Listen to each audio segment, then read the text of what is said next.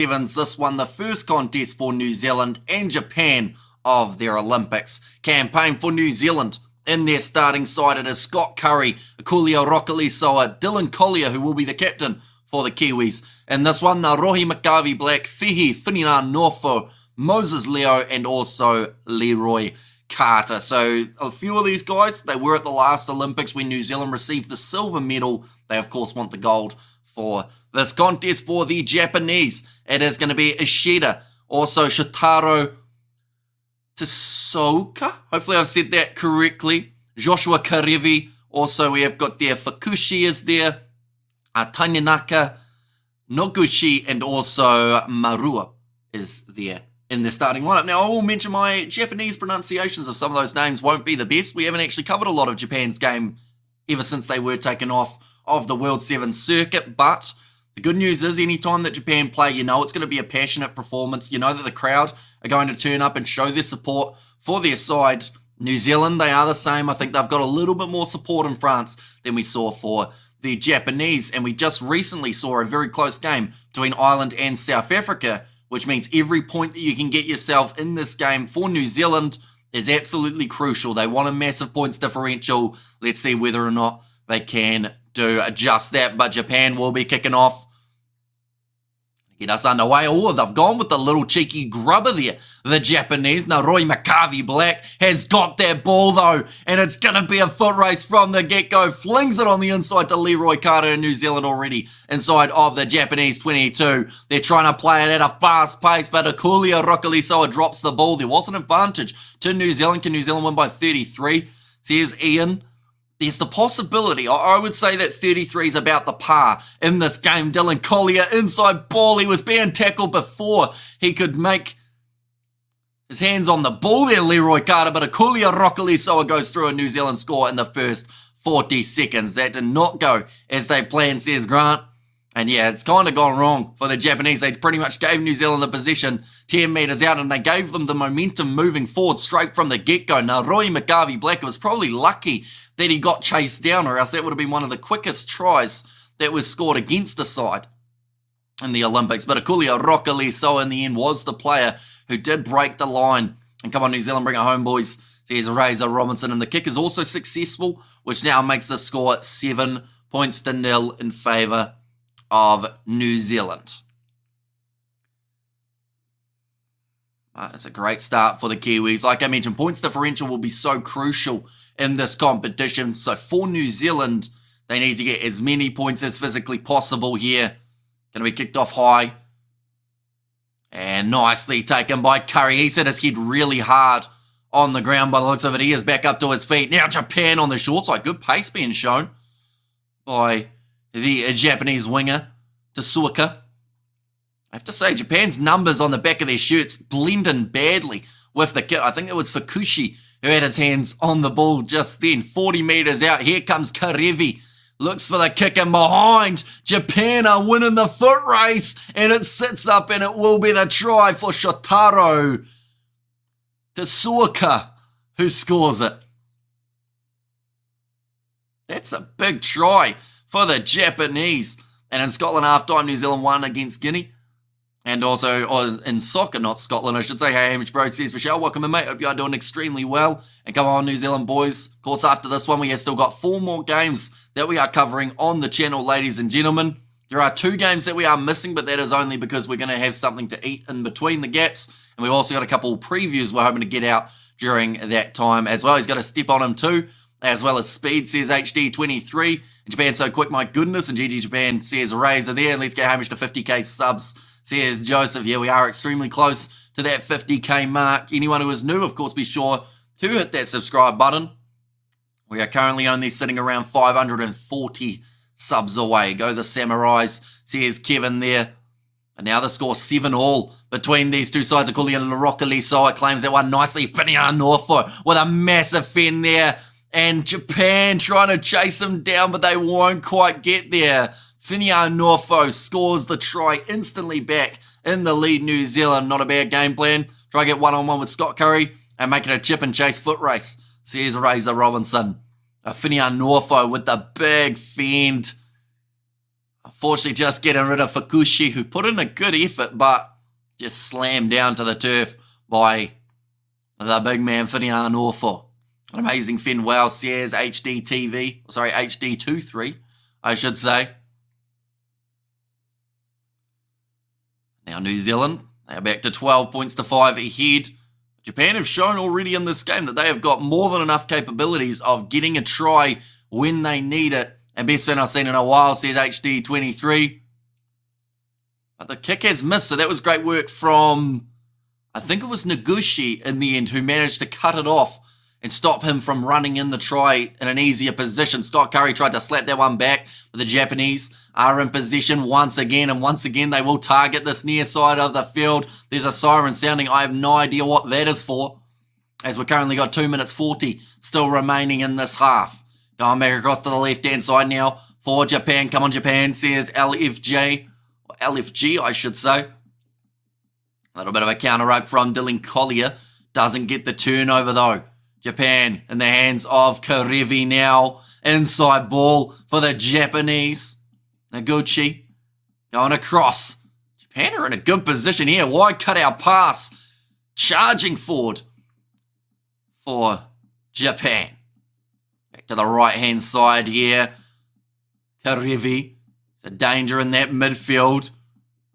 Japan move up to the 22. It's just slow build-up at the moment, but they seem like they are very clinical in the way that they are playing. That was a missed pass, unfortunately, just after I said that, and another missed pass coming after it. Maro has to take it near the touchline.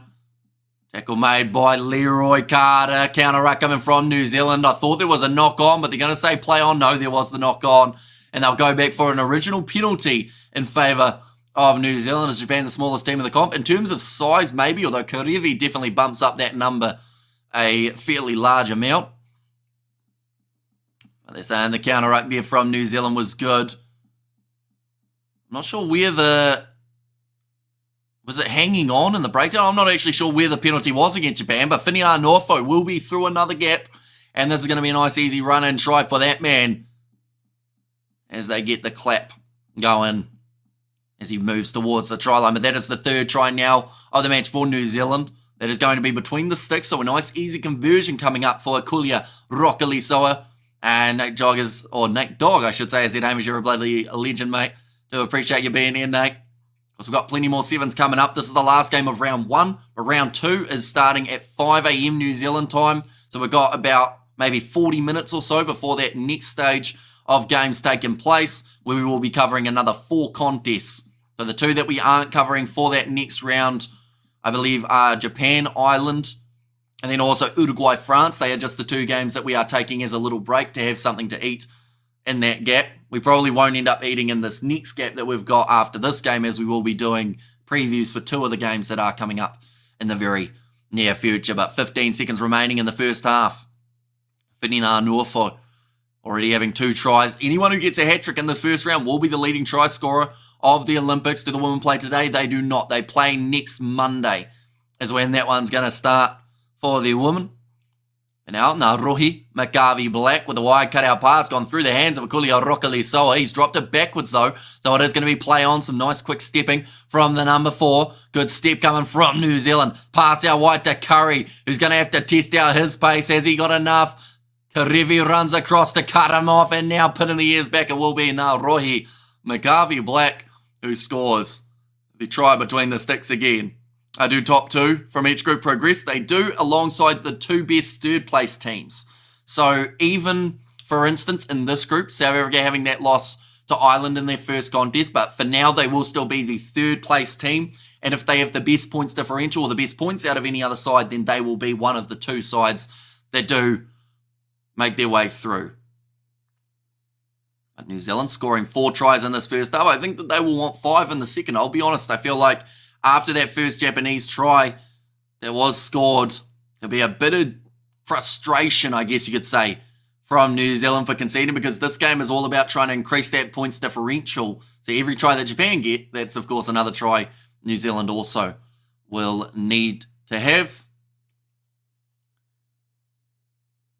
Halftime huddles. We had the situation in the last game how the halftime went for about a minute extra because they did have to wait for the countdown clock to completely go down. But yeah, the next game that we have got is Australia versus Kenya. We will be starting that one at 4:55 a.m. New Zealand time, so that is 45 minutes time until that contest is taking place. Alongside that, the game after that one, I believe, is going to be Argentina-Samoa, followed by Fiji, USA, and New Zealand versus South Africa. So those are the closing games of day one. Day two, we're going to be back with plenty more contests. I haven't actually looked through at what ones we are doing for day two, but I will have a quick look while we are at halftime here. Hamish, do you call the dogs on Sky Racing during the day? Says HD. I do not, but I've been told many times that I could either be an auctioneer or a horse racing commentator as a backup plan. But yeah, we sometimes talk a bit quick, don't we? Are you in your sex tape? Which way next? Says Roof. I feel like which way next could be a title of one, couldn't it? But in terms of the upcoming games, for what is to come tomorrow, Samoa versus Kenya, that will be the opening contest of the day. Argentina, Australia, the one that does follow. And then it is going to be USA, Uruguay, Fiji, France, South Africa, Japan, New Zealand, Ireland as the contest. Then there is a bit of a gap before the quarterfinals and whatnot do take place. This game is stupid too easy, says Doctor, although, like I mentioned, the points differential, such a big one for the sides when they do go head-to-head with Japan. You have to try and score as many points as you can, because if you're in third place, you need a good points differential to make your way through to the next stage. New Zealand needs to bring Portia Woodman on to score 6 tries again, says Razor Robinson. Now it's going to be kicked off short by Coolio Rockalisol. Straight away, he wasn't sure if it was going the 10, but Dylan Collier has claimed that one about 12 metres out, in Japan have given away another penalty in the breakdown. They'll try and keep this pace going forward. New Zealand get as many tries as they can. Moses Leo with the Waikato partner, Rohi McGarvey Black. They are back inside of their own half, New Zealand. Not that worried that they were losing meters. Great step from Rockalisol. It just sold the Japanese defence the wrong way, and he will score it between the sticks 30 seconds into the second half. That is just a sensational step from that man.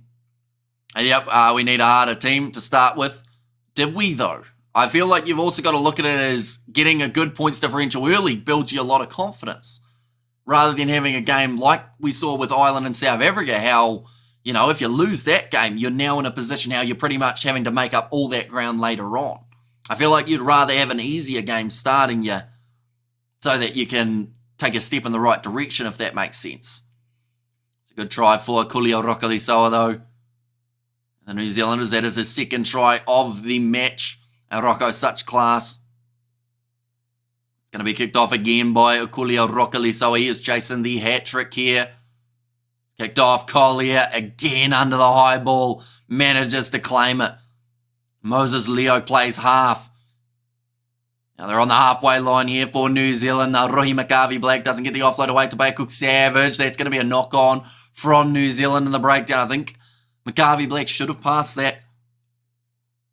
Decided to take the contact instead. It's funny, the longer a team goes, the more opportunities you get for titles, says Grant.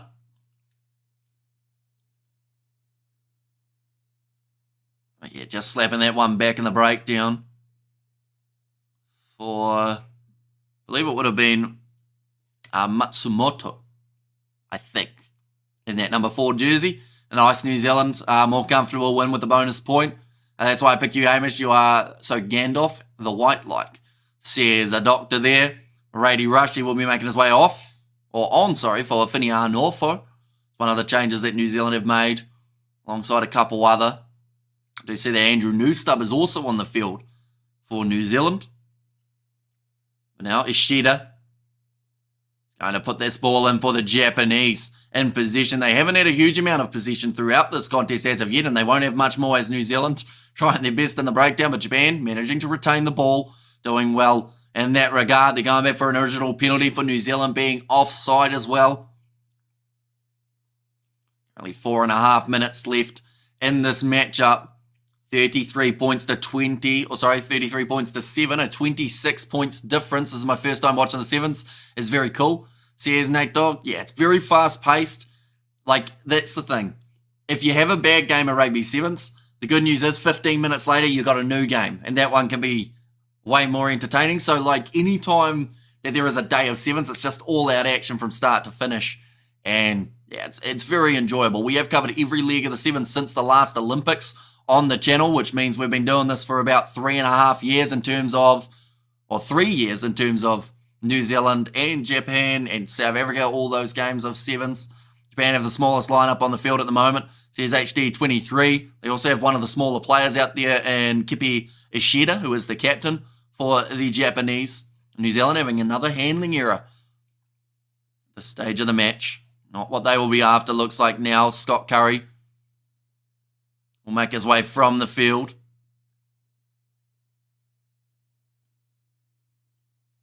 Another scrum for Japan. They'd love to get themselves at least one more try here in this contest, just to build that little bit more momentum heading into their next contest, where they will go head-to-head with the Irish. Nice step there from Japan.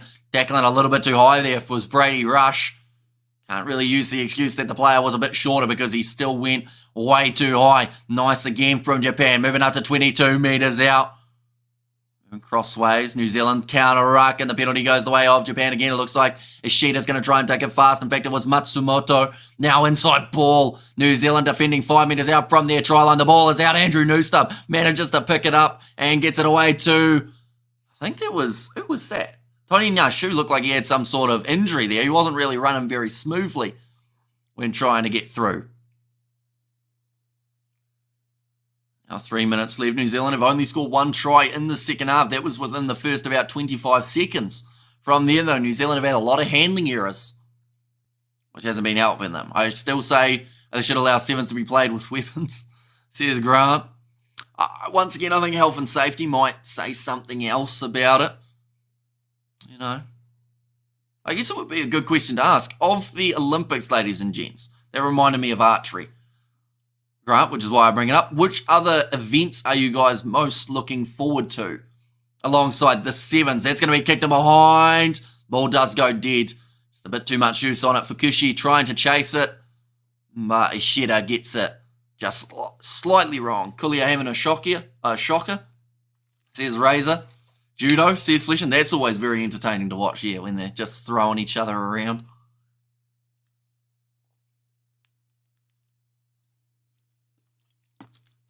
Alongside that, I quite like the wrestling as well. Oh, the fencing goes all right, doesn't it? Yeah, stabbing each other. And swimming 100 metres is the only other good ones. Says Xavier.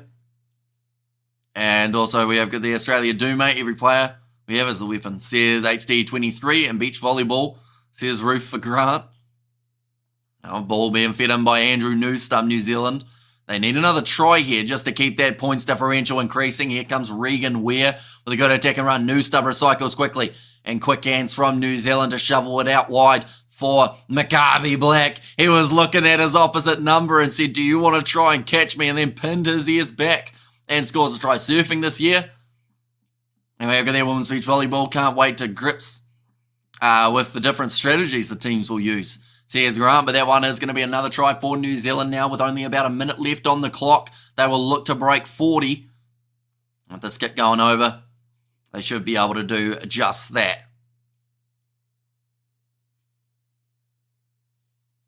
But he was looking, yeah, and then he was just gone.